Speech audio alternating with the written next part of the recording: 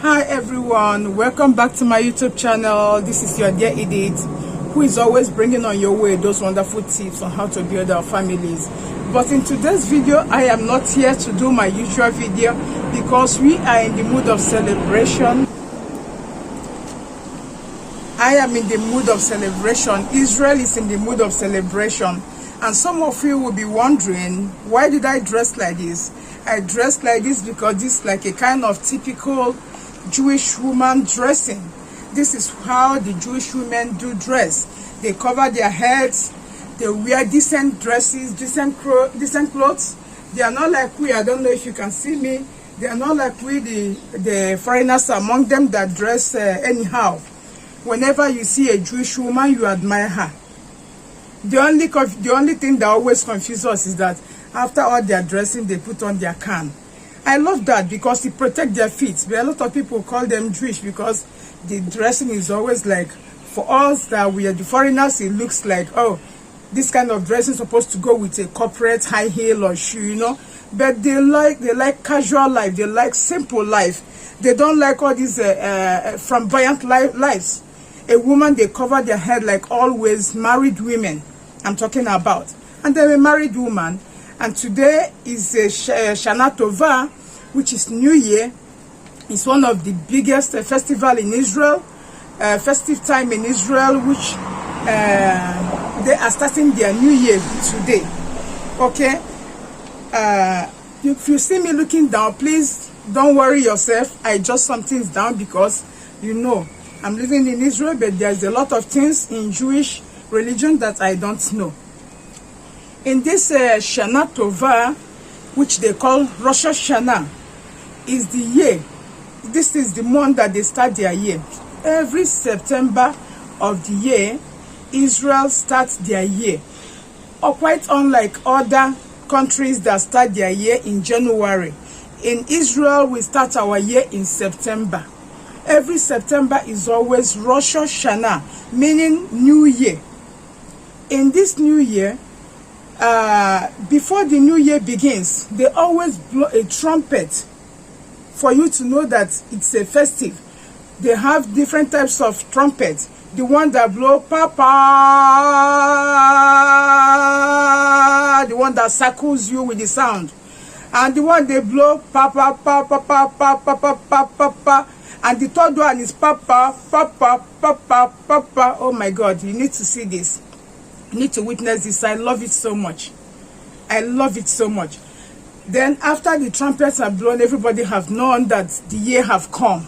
Okay? Then in this Rosh Hashanah, what we normally greet people, that anybody you see on the way, you tell if you are not for. I'm doing this video for non-Jewish viewers who might be asking why are they doing Happy New Year in Israel. You know, to me, when I came newly in Israel, it was a kind of strange. I was a kind of looking at them somehow. But when I begin to understand the meaning and the reason, I say, wow, I think they are the ones that are doing the right thing even, if I'm to say. So, for a lot of you who don't know and always asking, why are they doing their New Year in September? This is how they do it in Israel, and this is how it has been. In this Rosh Hashanah, whoever you see on the road, you tell them Shana Tova, meaning good year. Let the year be good. Or Ishana Tova, I wish you a happy year. Let this year be good for us. Okay? Then, this Rosh Hashanah of this year, it started on Monday evening, which they called Erev Hag. Okay? It started on Monday evening, all through to yesterday, that was a Tuesday, which is the men Happy New Year. In this Happy New Year, a lot of people go to places. Some go to their Knesset to pray. I and my family, we went to church to pray. I'm going to show you the little service that I captured at the end of this video. Please stay by so that you see how the service is being done. Okay?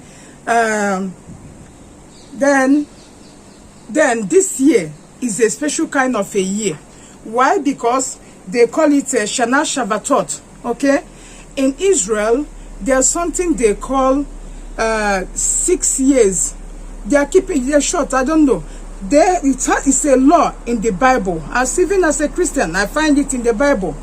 It's a kind of instruction from the Lord. This is the commandment from the Lord, and they're keeping it up to date.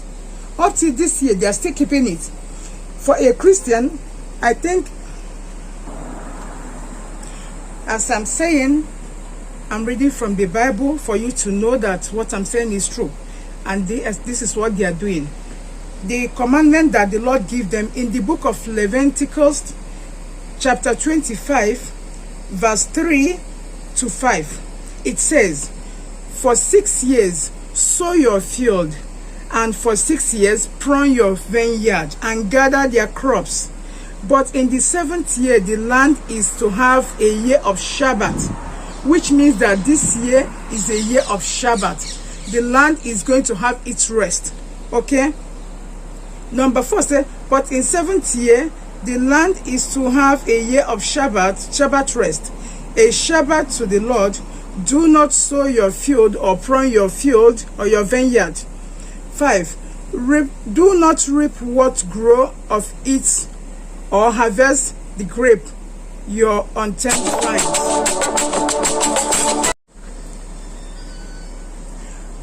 So you see, they are actually doing what is written in the Bible. I read it from the Bible. You can read it. You can find out. It's in Leviticus chapter 25, verse 3 to 5. They are keeping the law, what the Lord tell them about it. That after the 6th year, you should leave the land to rest. So this is the year of the Shabbatot. The number of the year, every of their year have a number. The number of the year is 5782. 5782. This is the prophetic number of this year, and it is called Shemitah. Shemitah means Shabbatot. Okay, so this is the year they are going to leave their land to rest. And in this year, for people who don't normally plan themselves, this year is always a year of famine for them, a year of hunger and everything. But in Israel, thank God for them, they always plan their years ahead, in the due to respect their God, because every commandment that the Lord give they should keep, they are still keeping it up to date, no matter what. So that is it for that one. And again, what do we do in the what kind of gift? What do people normally do in this period? In this period of their festive period, people go about to their loved ones, giving them gifts that have a sweet taste. Meaning, let your year start with sweetness. They give you a bunch of sweets, a bunch of chocolate, a bunch of cake. I don't know how many cake that came to my house. It was a lot. Juice and all manner of things from friends and well-wishers. They go around sharing sweet stuff to everyone that they think that they love. If you're working for a Jewish family, they always give you a basket of sweetness and this period. Sweet wine, sweet juice, sweet chocolate, cake, everything, for them to make your year to be sweet, because this is what they believe. And also they use a fruit called grapefruit. Why? Because it have a lot of seed inside. Even yesterday we eat it in the church, because it have a lot of seed inside. It means let your year be plenty. Okay? And those of them that are not obeying this commandment, they always get it, get lost at the end of the year. They incur a lot of loss. So they have tried it and they are still doing it, and they see that it's working for them. Okay? Then another thing they do is that I find out that the little sacrifice they normally do, they go to the beach or to water around and cast out some things to the water, just to say that they are throwing away their bad life, their mistakes for the year, everything like sickness, everything. They are throwing it away and hoping that this year is going to be a good one for them. Some of them will gather the things around their houses and burn it, like what the Igbos call Ichuafo. I told you guys I'm from Nigeria. In Nigeria, in those days, we normally do what is called Ichuafo. They still do it in Israel up to date. Okay? And some of them, they will eat with a food that has fish inside. Mainly, I see a lot of plates with head of fish. And I was imagining until someone told me that head of fish means that we are going to be the head, we are not going to be the tail. So I was happy that I'm among those that eat the head of fish, you know. Prophetically, you know, God works with things that doesn't even have a meaning. Okay, then the last but not the least, in this festive time, they go about those people that they know they have issue with, they are quarreling with, they have this misunderstanding with. This is the time they go and tell them sorry. Okay, they go about and tell them sorry with a box of sweets. I'm very sorry for what happened between us last year. Everybody has to a kind of resuscitation, forgiveness to one another. They go around saying sorry. They can write it in a letter, they can write it now. They have all manner of ways of saying sorry, in WhatsApp, in Facebook, in anywhere. They post it, and they're wishing everybody that our year is going to be the best this year. And this forgiveness and resuscitation will continue until 10 days, which we are going to have next week will be the end of all this thing.